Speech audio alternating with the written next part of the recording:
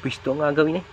Ikot, ikot. Ay, sus. Talagang, ay.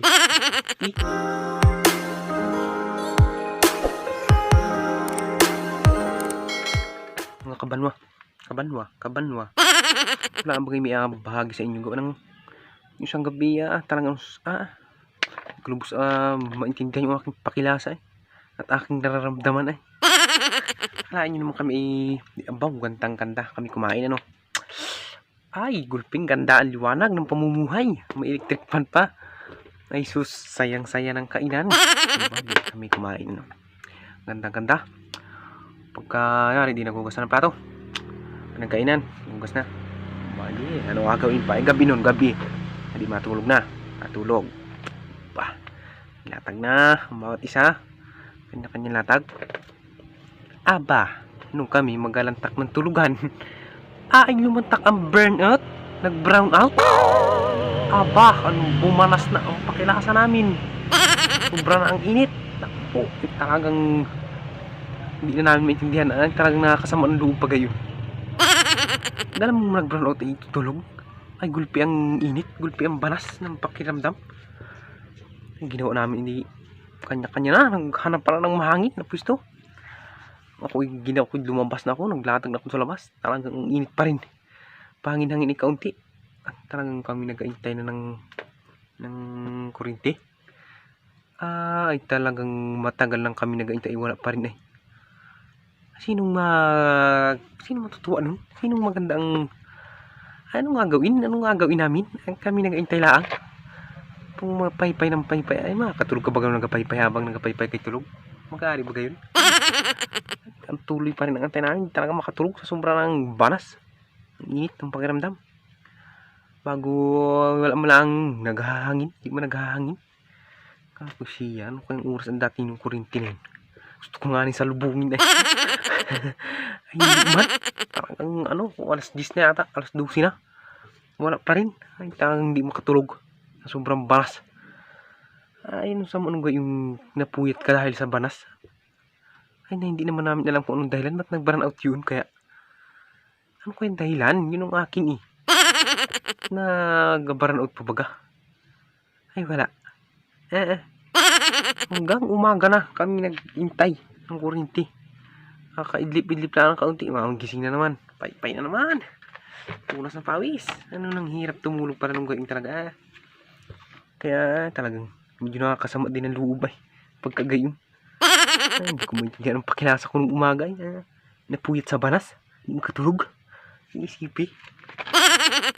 Ay, paano discarding maganda dun? Paypay ay. Hindi naman nari yung paypay at gawa ng isang ka nakitang tulog na nagapaypay. Ay di siyempre gising. Puyat naman.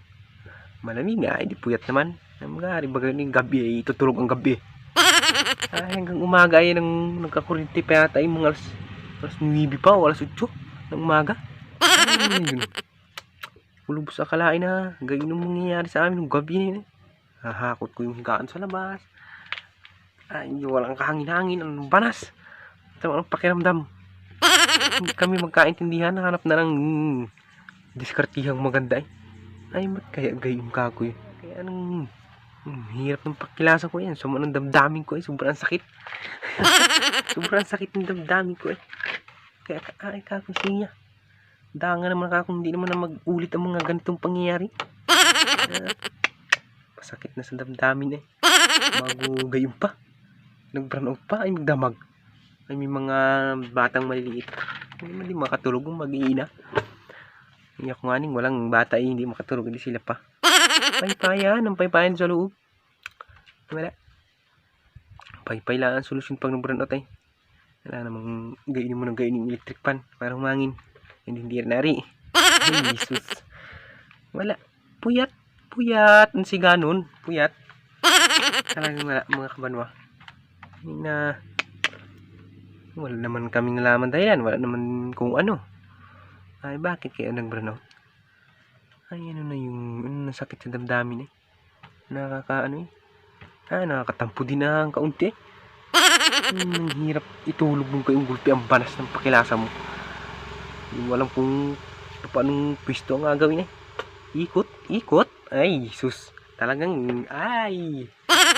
Pag paling sa kabila mo, di kaunting ko rin kabila, ay wala. Parang ganyan, pay-pay. Ang hirap ng loob ay. Ang sakit sa damdamin. Wala pala naman dahilan ay nag-burn out. Ay isipin. Anong solusyon maganda doon? Puyat. Nagkakarinti. Tulog nung araw. Wala. Ay pag hindi ka tumulog ay mamumutla ka. Ay sus. Nung araw kami tumulog. Ay ano nang hirap nung gayon. Gabi yung itutulog ay hindi makatulog. Dahil walang kurinti. Ay daan naman sa sunod naman ay huwag nang gayon. Kakasakit ng damdamin ay. Walang kuryente, tutulog. Anong alas 8 na? Ayun, dumali. Gandang-ganda. Ikot ang electric fan, kabi-kabila. Ay, anong nakako yun? Ay, kunong gabi binigay. At nung araw nagkwan. Pag-araw dun yung mahangin ay. Gandang-ganda ng... Ay, Jesus. Ay, gulpi ang hangin. Kaya naman, oo. Ay, nung gabi dinali, ang puyat nun. Ay, yung lamang ibinahagi ko lamang sa inyo. Ay, sakit sa damin. Pagkagayon, siguro may dalas nyo rin yun, ano? Ay, hirap sa loob ay. Ay, sige, ako may, maalis na. Yun na rin, ibinahagi ko lang sa inyo, mga kabano ay. Ay, sus. Oo, ay. Comment ka kung nararanasan mo yung gayong, nakakasakit ng damdamin, nakakasama ng loob ay.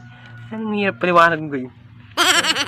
Sige, mga kabano, uwi na ako mag-ain tubig, baka magkape.